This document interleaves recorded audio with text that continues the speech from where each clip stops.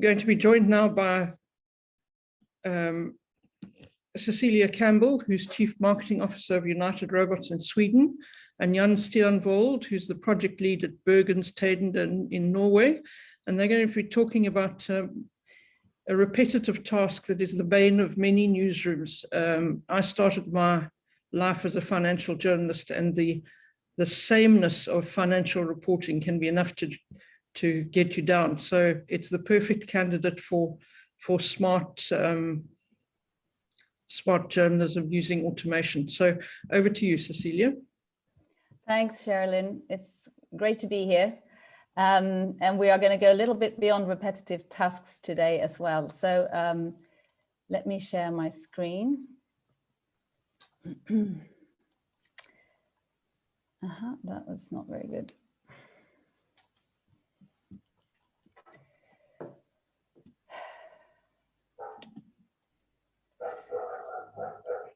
All right.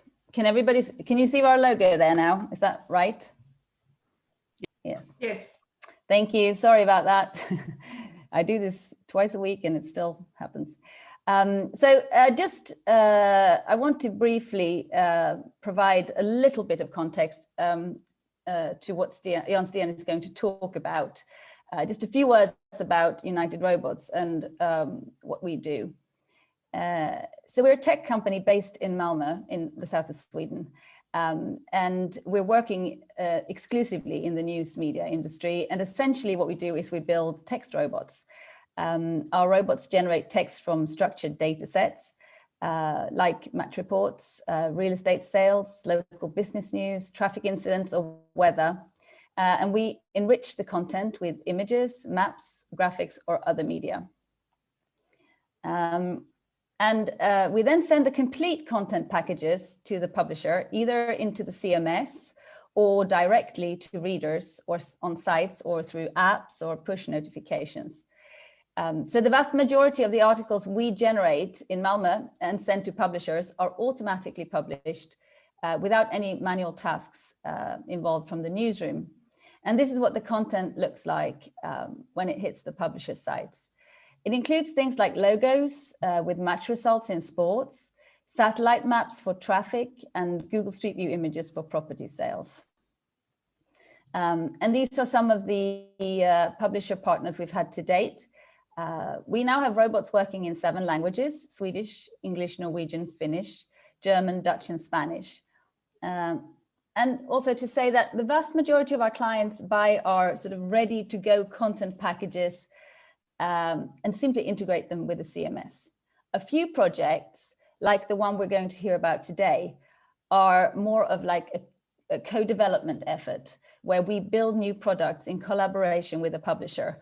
And Jan Stian will talk more about what that has involved.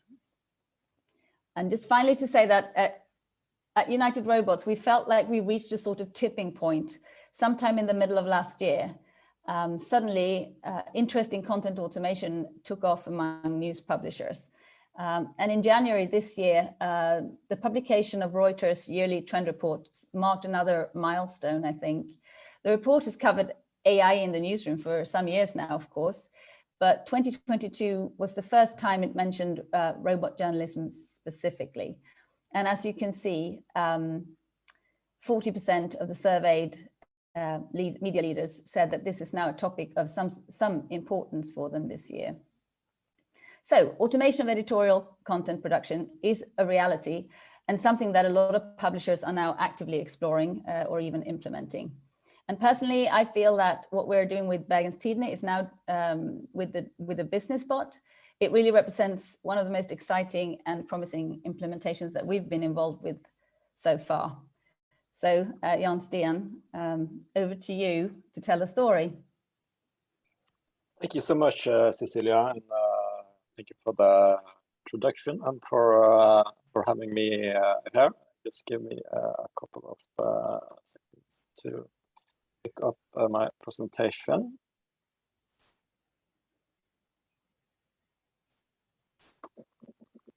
Starting in the wrong direction, so. So you all can see this now? Yes. Yes, excellent.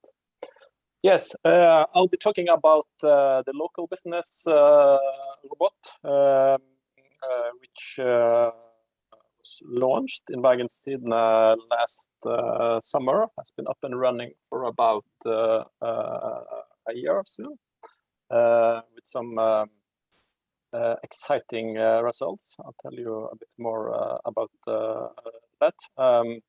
Exploring the next level of news automation. That's somewhat fluffy, perhaps, but I do. I'm not a tech guy. I've been working in the newsroom of Bergens Tidende for 20 years, and my angle at news automation is the editorial one, the journalistic one.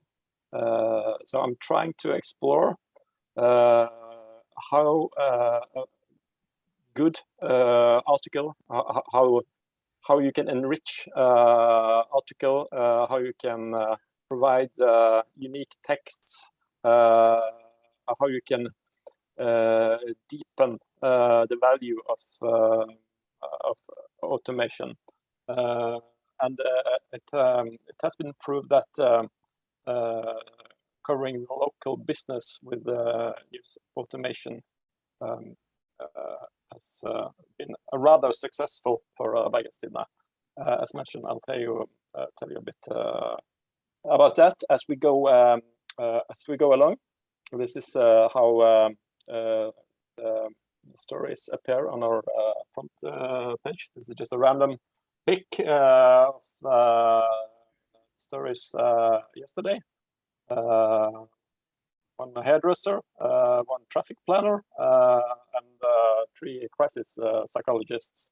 So just a random pick of the stories that actual day. So key question, I guess, is can text robots deliver real news? And we've been working with the great guys in United Robots for some time now. We have the real estate robot up and going. It has been doing so for soon 2 years. It's quite a success amongst readers, especially when it comes to conversions. And we have other news entities doing football, traffic, and so forth.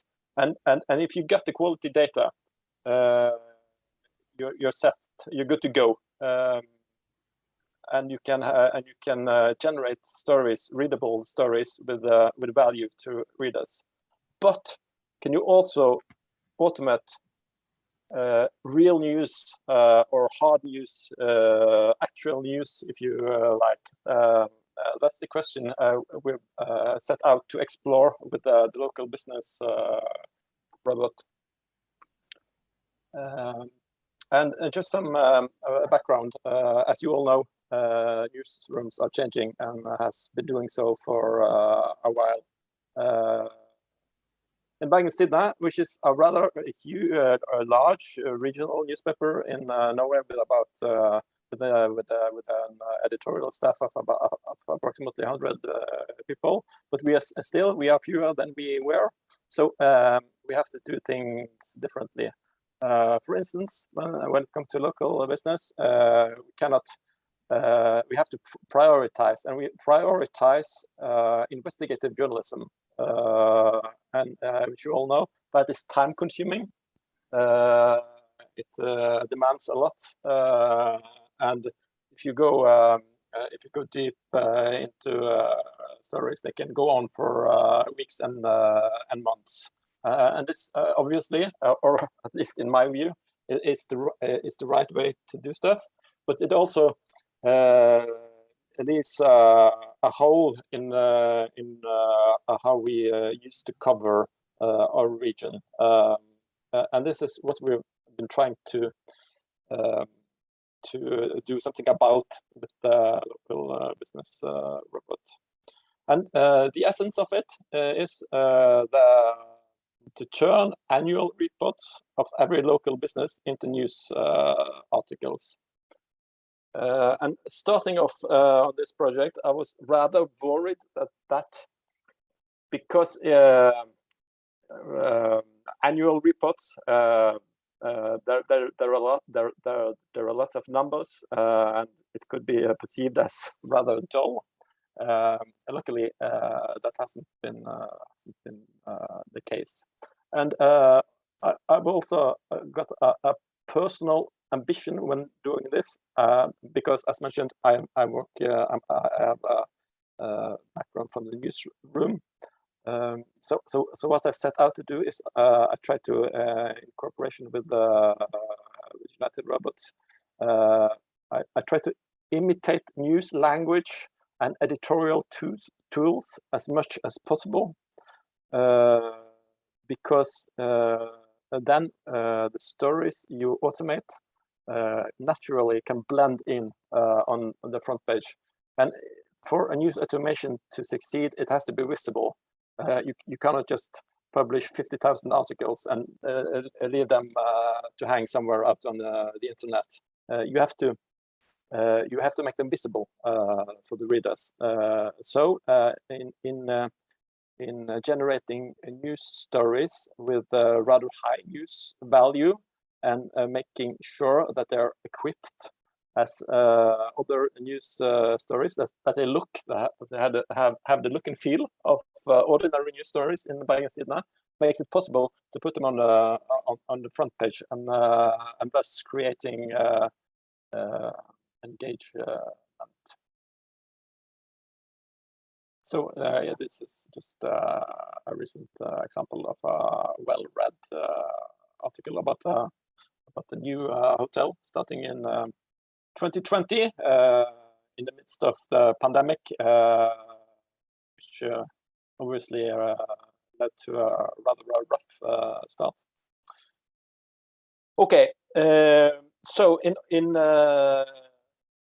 I'll try to specify what I mean by imitating as much of the editorial process as possible, and the news language. I call it the automated enrichment process.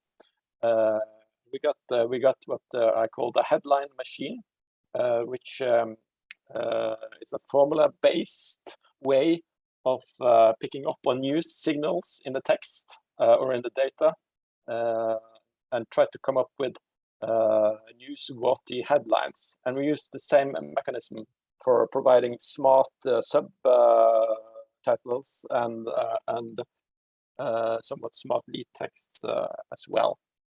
And we do automated visualizations of various kinds. And we do automated graphs, which has proven to be very informal, or packed with information, densely packed with information. I'll get back to that. And we also explore a higher degree of semantic variation in order for the stories to, because if you are interested in the local business life of Bergen, for instance, and you read 5 or 10 of these stories a day, it's rather boring with the same phrases all the time. So try to make it more lively by working on semantic variation. Okay, so I'll briefly take you through the how we have built the article. This is a random story in 6 scrolls. First, we start with the headline, and the lead text and the illustration, of course, equipped like every other news story in Bergens Tidende. All of this is 100% automatically generated. The illustration, the title, the lead text, and we also even got a local business robot byline, as you can see. Okay, then we go along with the next scroll, which is a disclaimer. It's important for us to be transparent, so that the readers know what they're dealing with. We try to make the stories look as much as of a manual news story as possible, but we also have to be transparent about it. So we have this, this disclaimer in the beginning of the text, and then we go along with some of the data from the annual reports. And just I forgot to mention it, but of course annual reports are public material in Norway, and they're actually packed with information that we can use. So it's perfect, and we still have some work to do on presenting all of the useful information that actually lies in these reports. So and then we move along, and here's the graph, automated graph I told you about. I call it the money box, which has a 5 years look back. So you get in just one look, you get a glimpse of how the actual company is doing, and how you can see it's very obvious that this fish restaurant in the center of Bergen took a massive hit in 2020. That's due to the pandemic, of course, but it's very eye-catching when you present it in a graph like this. And we also have a dictionary. Actually, I saw this in the next scroll, because business language is quite complicated. It was for me when I started with this. I'm not a business journalist from the start, so actually I made this for myself. But yeah, we've also equipped all the stories with this dictionary, so to make it easier for readers to decode the business language. And further, we continue with yet another paragraph. We provide some facts about the actual company, when it was established, what kind of industry it belongs to, how many employees, how much dividend the owner has took out last year, or in a new edition, we also have a 5-year look back on the dividend, and we are calculating how much dividend the owners have been getting from the day the company was established, which is a quite nice feature. Yeah, and we have the name of the general manager and chairman of the board, and we even have the salary in some cases of the general managers, providing us to make a list of the highest paid CEOs in Bergen, for instance. So, which is, yeah, of course, from a newsroom view, rather interesting. And at last but not least, the industry top list, which provide the story with some context of how the industry, the company story is about, is going with a top list of the highest earners, for instance, trying to put these companies into a comparing them with the numbers from the county and from Norway as a whole. And we're actually these days looking into how we can expand this part of the story and take a much deeper dive into the local industries and tell people about the margins and which industries are doing well, which industries are doing not so well, and so forth and so on. So we're expanding territory, so to speak. Yeah, sure. So this is how a story is like. This story is 98% automated generated. The picture you see here, I put that's me. I do some editing on some stories. I changed if stories are to go on the front page, and I feel that the title isn't good enough. I switch it. I sometimes add some context, links and so forth. And in special cases, I do some actual reporting and supply the stories with further information. But it's all based on the automation technology. So does it work? Well, I think so. Soon we've generated 10,000 articles covering the whole of the city of Bergen, but also the whole of the county Vestland, which basically means that every company in our region has gotten coverage.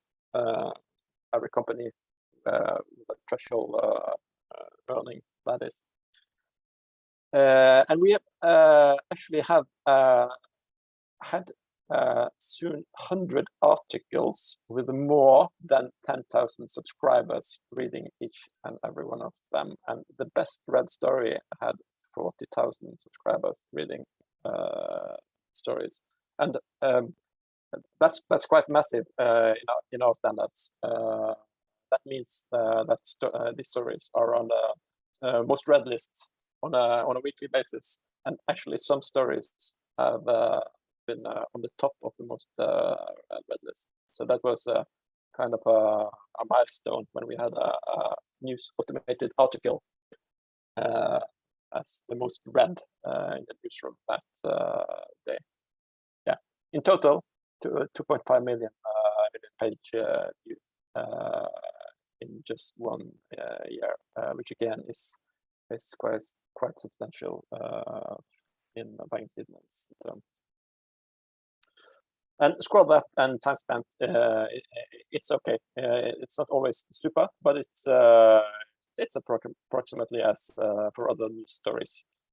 People tend to spend in average a minute on these articles, and they scroll. Yeah, the scroll depth is 60 to 70%, like that, which can be heard of, I think. So try to give you some key takeaways from all of this. This is, as you have understood, for me, this is important. Don't just do automation, do journalism. It's highly doable to do good, solid journalism in an automated process if you got the data and if you know what you're going to do with the data. And if the data exists and you know what you're going to do with the data, the guys in United Robots will provide the rest. And don't just do small data. I call or hyperlocal data, if you like. You can also combine and aggregate, because when we are writing about one company, could I stop there? Of course, we could have just told the story about that company. Nice and sweet, but we have ambitions of providing context to the readers, which makes the story even more relevant to them. And as I've been telling you, we do that with looking into local industries, and as much as possible try to compare local industries, and try to pick up on trends and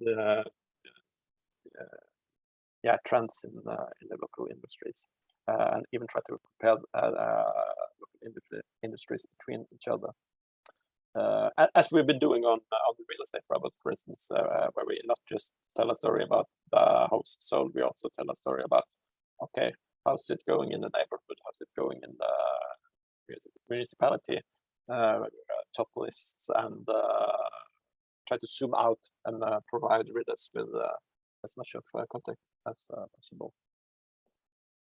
So, and this is very interesting, I think, because it's just not automated content. It can be viewed upon as an editorial tool tool as well. I told you that I sometimes, if the story is good enough, I do some manual editing on top, put a layer on top of it, but still the automation in button. And in that matter, it's an editorial tool. But you can also, and I do think that this might be where we can, as a newsroom, can profit the most from news automation in times to come. You also can use the aggregated data to create your own journalism. So this is an example based on the numbers and the aggregated data from the local business robot. We made a Bergen top 500, a list of the 500 companies with the highest earnings in 2020. And then we use that information to combine that with other factors. And we, for instance, made this story about the fact that only 10% of the CEOs of these companies were women. And we've been doing similar stuff on the real estate robot, where you take the data from the robots and you turn them into investigative reporting. And as much data you collect, and as weeks and months and years go by with you collecting data in robots, the more stories with accuracy you can do, I think. So try to go in for a landing here. The question, can text robots deliver real in the news? The question which I started with. I think you know my answer now. Yeah, sure it can. It's actually 3 for the price of 1, because you get the hyper local stories. You get the stories of the hairdresser you go to, or the shop you go to, or your favorite local diner, which is interesting to you, but not perhaps to so many other people. But the sum of what's interesting to a few adds up quite a lot when you do this sufficient amount of time. So that's one point. And you also get the niche stories. This is a story of a couple of weeks ago of a toy store in a shopping mall in Bergen, which turned out to be the most profitable toy store in Bergen last year. Which is, I think that's interesting. It's not for all to read, but it's quite interesting for some. And I can tell you this: we have never written a single word about that business in Bergen in our 150-year-long story. This is the first story about the toy store business, probably in Bergen. So you've got the niche stories, and to really answer my question, you also got the hard news. We've got tons of stories which reads well, is put high up on the front page, and is actual competing with other hard news. This is an example for, I think it was last week. This is Norway's largest dealer in cabin cruises, boat dealership in the outskirts of Bergen. And I'm going to have to ask you to speed up. I want to get one question in before we hand over. Is there much more to your presentation? Time is running. I'm so sorry. No, not a problem. Carried away. We could go forever because it's so interesting. Yeah, I could. Yeah. So and this is a story, very well-read story about a business booming in the pandemic. Made 95% of the text robots and 5% of me. So yes, it can do the actual news. And that was my last words. So That Yeah. really is a fascinating case study, and I think we're going to have you back to talk more about it. I think there's one question that jumps out. Valerie asked it in the chat box, but it essentially talks to the trust of readers in robot journalism. Did you test, when you've got the disclaimer at the top, did you test reader reactions to whether there is a complete acceptance, or if there's a slight reticence to automated content? Well, we've been doing the real estate robot for 2 years now. So so our readers have gotten used to it, I think, but it's still very important for us to be transparent. I think some readers, we've got some questions like, yeah, why do a robot write this story? Why don't you have an actual reporter writing it? That would be so much better, and it would probably be somewhat better. And the answer, of course, is well, it's either the robot or it's nothing. And I think most of our readers agree with that, and they see this like an addition to their subscription. It's not it's right. something on top of everything else. One 20-second question to end. So thank you, Cecilia and Jan, for your time. What's next?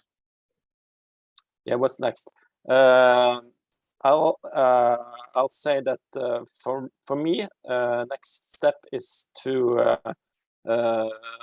iterate on the local business robot and perhaps the real estate robot as well, because there is so much to do. I've got some ideas, and I think Cecilia knows about them, and so that's next for me. But right. Of course, there will be a more use automation in the years to come in other areas as well, I think. All right, fantastic. It's a good note to end on. Thank you so much for your time.